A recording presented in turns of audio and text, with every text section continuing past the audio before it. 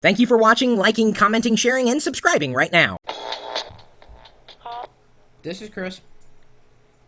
Hey, Chris. Hey. I'm Brady. I'm computer nerd in your chat. I understand you don't really like iTunes too much, but I'm wondering, it won't accept my podcast. It doesn't contact me or anything about it, but I try adding it, and I think I've tried adding it 3 times, and it just keeps rejecting it. Do you know of any reasons this could be? Because I've checked the reasons on the Apple support, and it... If the feed itself is not formatted properly, it could reject it. Have you tried running it through an RSS validator? And just to kind of back up and explain the situation, a podcast is... Video podcast. Right, a video podcast. Well, video or audio. I mean, at the base level, it's an RSS feed, a feed that one could subscribe to in a news aggregator. In this case, iTunes is a news aggregator of sorts. It just happens to be one specifically built for podcasts, whether it's video or audio. So it looks at the RSS feed, an item in the RSS feed, and it says, okay, this item, you've attached this video to it, therefore I'm going to pull in that video, so anybody who subscribes to your podcast feed, I'm going to give it to them. They just put it into their iTunes. And I realize it's kind of a, I'm oversimplifying the situation, but just to bring everybody up to speed. Now, if that RSS feed is not valid, then yeah, iTunes may reject it. Now, if they're just rejecting it outright on, editorial principle, then that's a different situation altogether. Although I wouldn't believe that you would have that issue necessarily. Have you run a validation against the RSS feed? Right. I've done that, and it says it's okay, and I've also added it not to the iTunes catalog, but to individually into my podcast library. Sure. And that works fine, and iTunes gets everything. Okay. Well, if that's working, then where's the hiccup? It won't add it to the iTunes catalog for other people to view. Okay, well... I don't know why, but I added it once, and then I go in and search for it, say, 3 days later, and it's not added. But it will allow me to add it again, which means that it's not still going through processing. And you've done everything you needed to do in terms of just waiting for Apple to flip the switch, say yes or no. Right. Okay. So now you just got to wait on Apple to flip the switch and say yes or no. Okay. That's pretty much it. I mean, you've done everything you could, which is good. Okay. How long ago did you do it? A couple weeks? Yeah. It could take a while. There are a lot of people who are podcasting. A lot. A lot more than there used to be. Oh, hell yeah. That's why I kind of gave up on the whole thing. I mean, I'm still doing it. I have the iTunes subscription link and everything.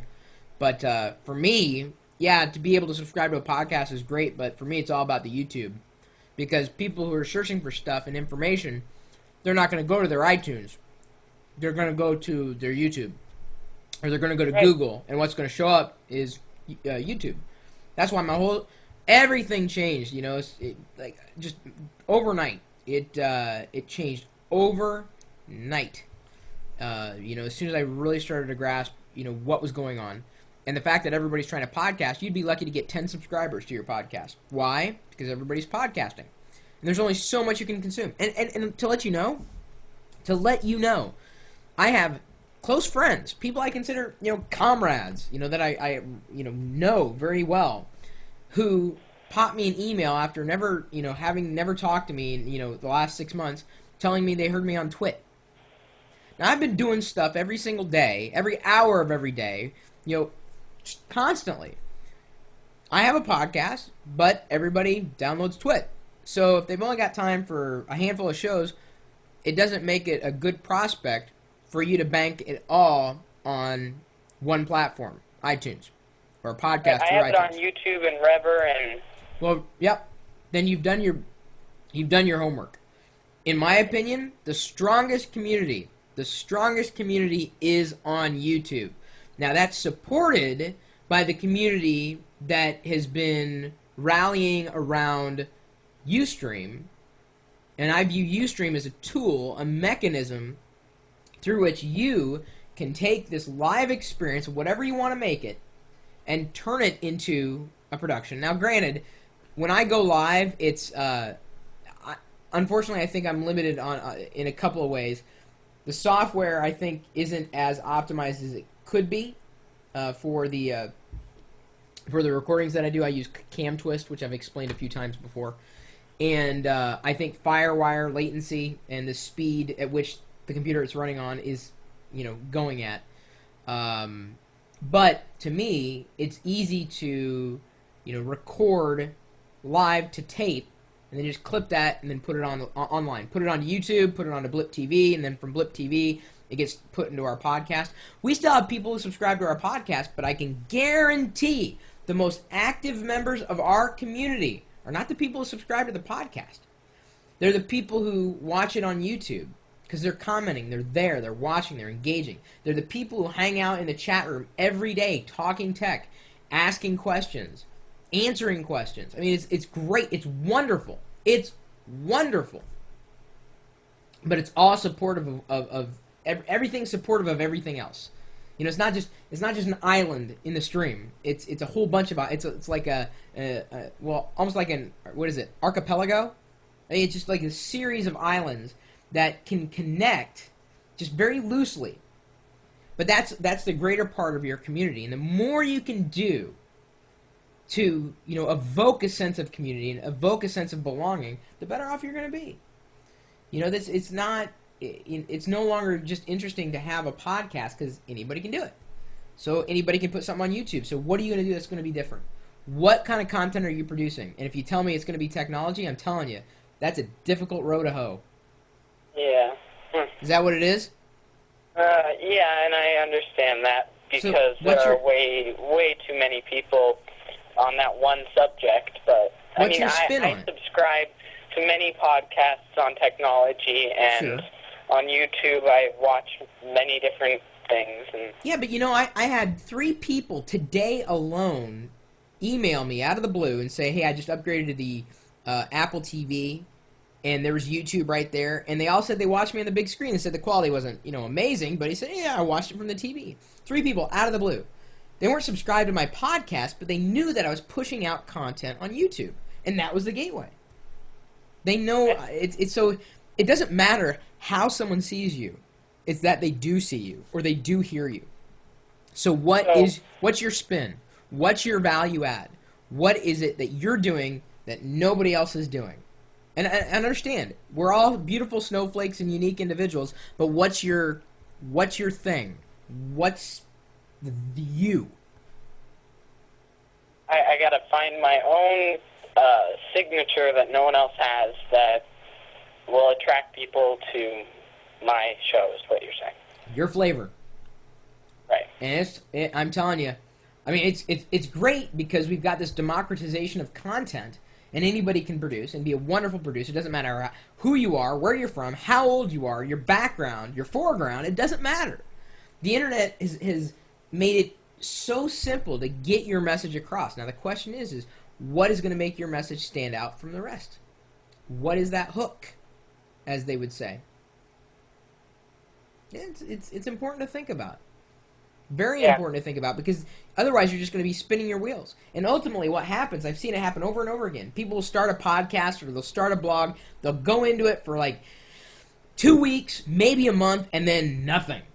Because they realize it's a lot of hard work, and if they don't have the right angle, they got to reinvent. If it's even worth doing.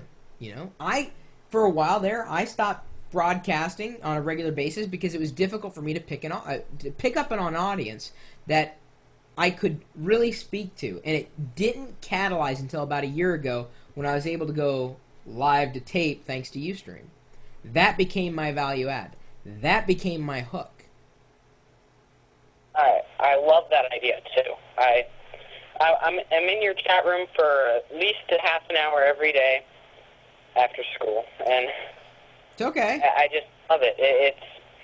It's awesome to be able to ask questions in a live chat room and have people answer, and I love how you're always talking a lot of times to yourself.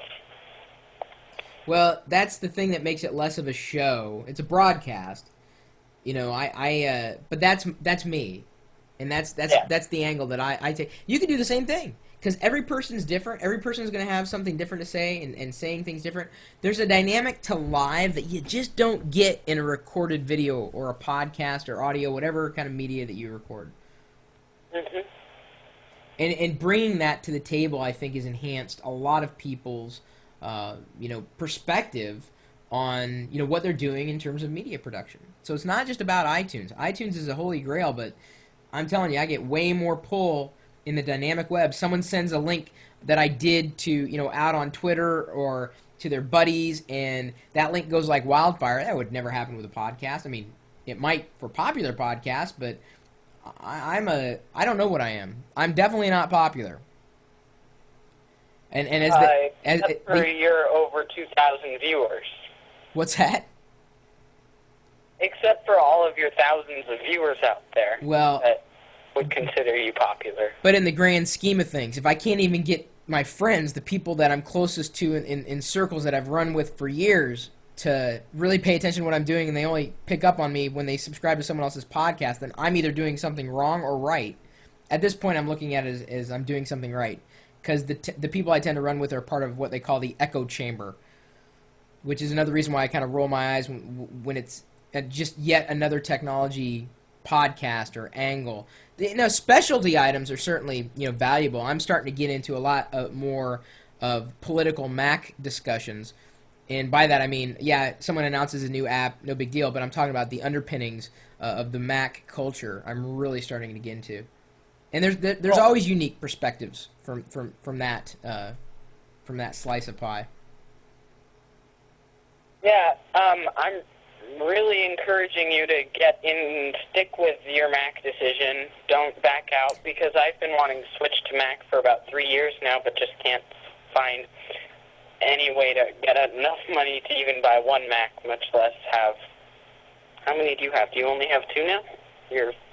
Well, I just sold one. See, that's the thing. I mean... Oh, right. I don't... I'm very, very frugal when it comes to gadgets, gizmos, computers. I don't like leaving things... I mean, I've got 2 sets of speakers I got to sell. I mean, I just have to. I feel like I need to. Because you don't need billions of... Right, exactly. I only need one good thing. I only need one good laptop. I only need one good desktop, at least as far as Mac's concerned.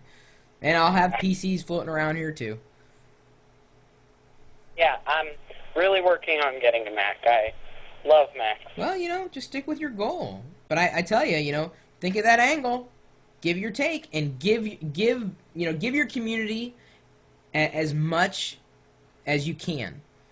Give of either of yourself or information, whatever it is. For me, the way I quote-unquote give is I just have this chat room open where I'm hanging out, and I may say things randomly. Some people get upset if I don't pay attention to them. I'm like, dude, when was the last time you had 600 people trying to get your attention at the same time? At once. Yeah, right. Exactly. It ain't easy. So anyway, I realize that I've kind of gone on and on and on, but hopefully I've given you pause. I think I want to encourage you to do it, to stick with it, but as you do and as you grow, recognize the hurdles and what you're going to do to overcome them when you literally run right into them. Yeah. Okay, well, thanks. That's just exactly what I was looking for. All right. Well, good luck. Keep me posted. Yeah, thanks, Chris. All right. Take care. Bye. Bye.